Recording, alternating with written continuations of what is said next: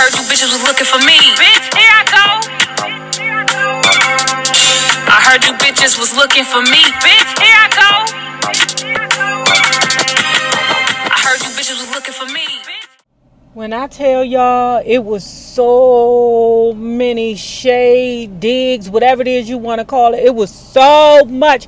And it was so subtle that I don't believe everybody caught it. But we're going to talk about it in this one.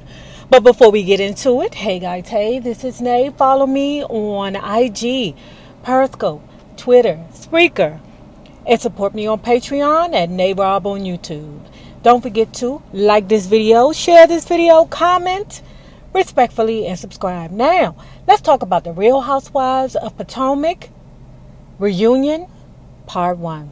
So, the first thing that happened, like in the first, minute of it, when they was, doing the little glimpses of the different ladies, somebody was like, Robyn was popping with the hair, and she was like, my husband like it. I said, wait a minute, for real, guys, I didn't know that Robyn and Juan were still together. I thought that they was divorced, but still hunching on each other. That's what I do. This Candiace, to me, was absolutely beautiful. Now, what messed me up about Candiace was them big buckle pilgrim shoes. And I don't know what designer that is, but it's a specific designer that is synonymous with that,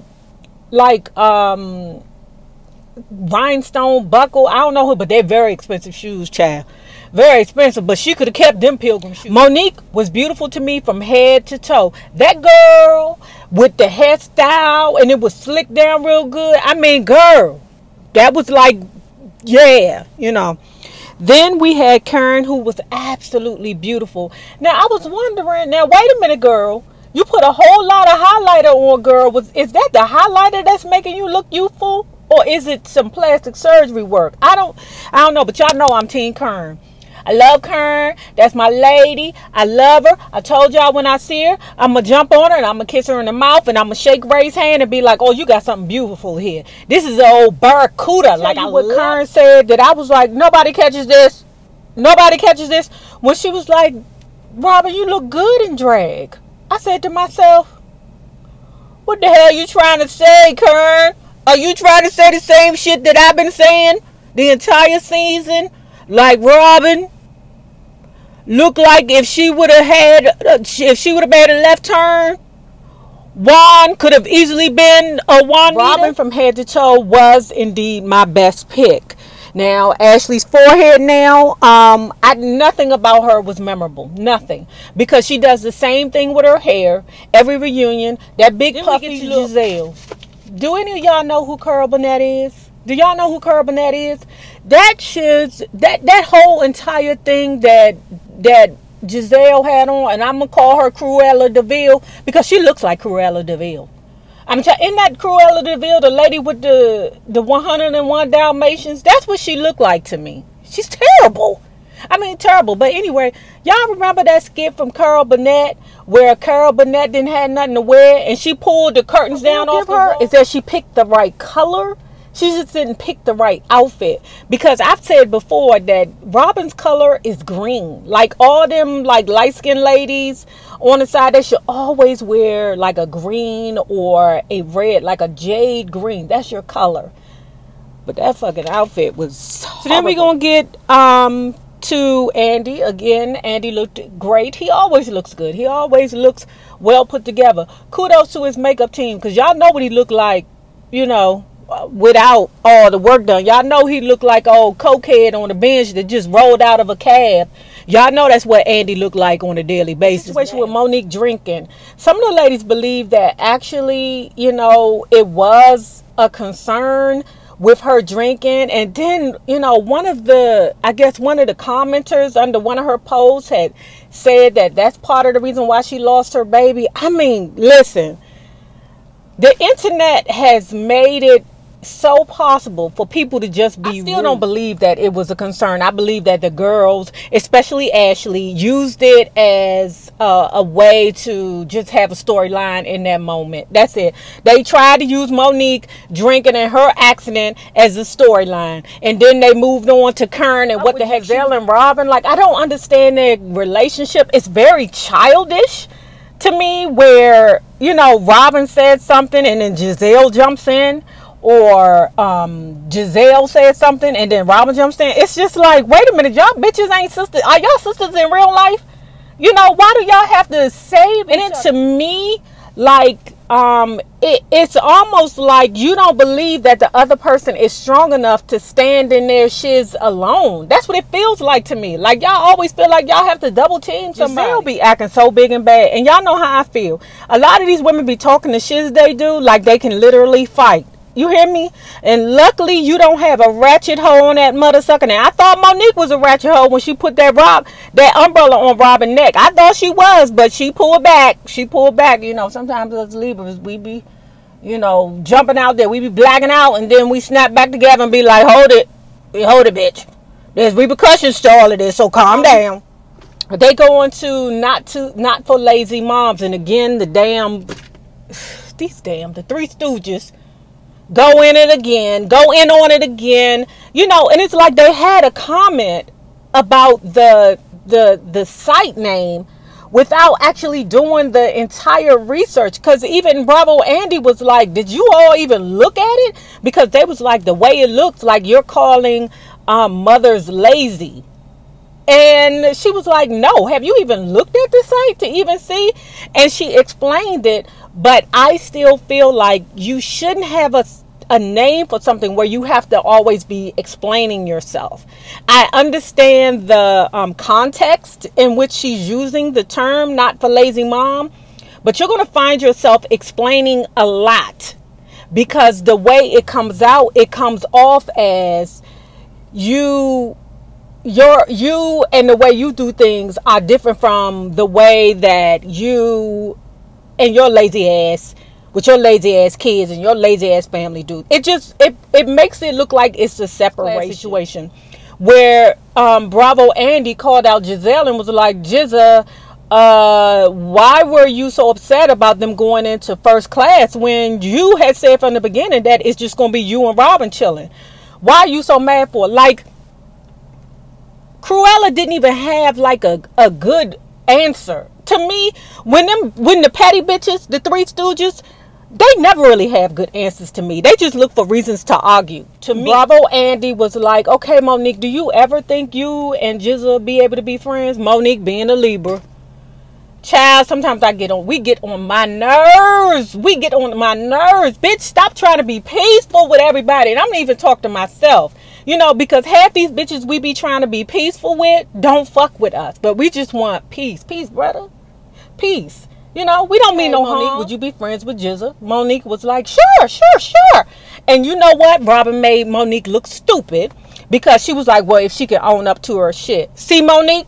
It happens to us all the time. We be having good intentions trying to open the door to motherfuckers, and then they turn around and they shiz on us.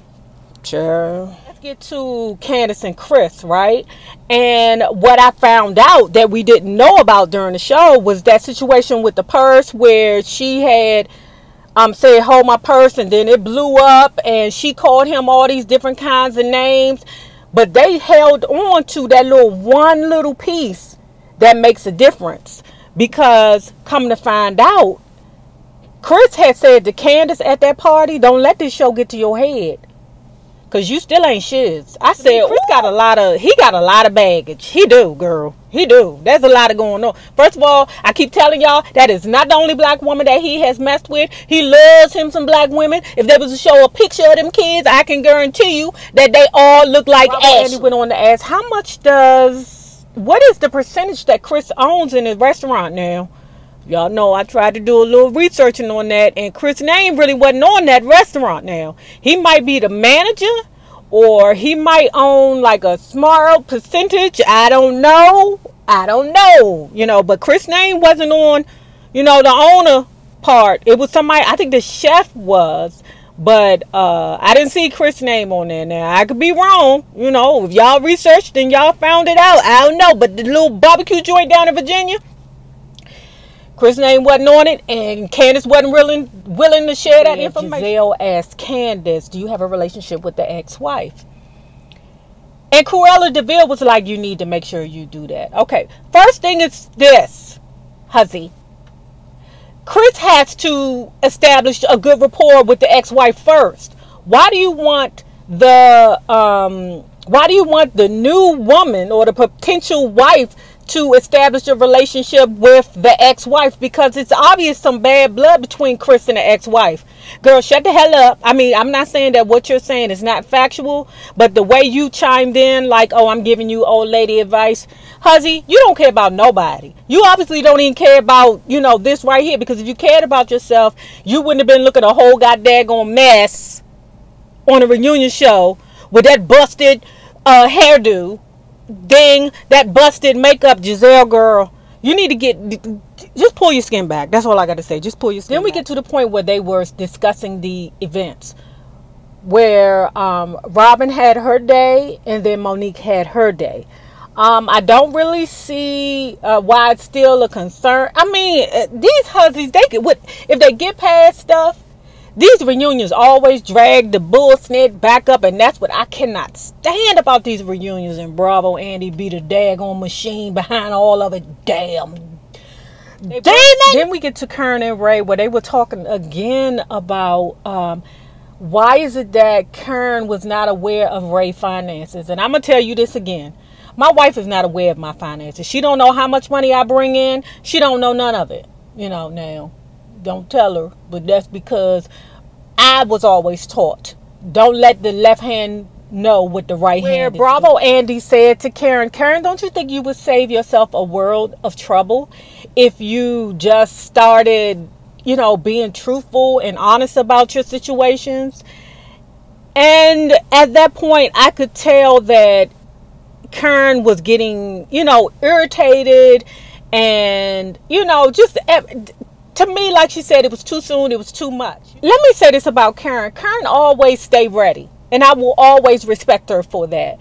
But I think the fact that she's going through things outside of Real Housewives of Potomac, I think that just came down on her in that moment. Like, I'm tired of defending myself with Gizelle and Karen's relationship. And this is where it closes up. I did not know that Gizelle and Karen had a tighter relationship than what we saw on the show. Okay? And the reason why I say that is because the way that Gizelle treated Karen and befriended Robyn and then tried to ambush her at one of her events, I would never think that that Gizelle and Karen were true friends. Because at the end, when she had her breakdown, Gizelle got up and went in there to try to comfort her. That's not the hoe that I would want to comfort me. Not the hoe who purposely did some old foul stuff to make me feel bad about my husband and his tax situation when everybody has tax situations. Okay? Ashley a bonus to be such a bitch. Like the same way I thought Kenya was getting a bonus to be a super uber bitch at times. Now, I'm Team Kenya, okay? And I'm Team Karen. Guys, remember this. The same people you meet on the way up will always be the same people you meet on the way down. Naysayers, my patron loves. Have a good one. Deuce. You go through shit your own life. If your daddy was a rat, then your ass is a mice. Go get your brother, get your cousin. Niggas taking your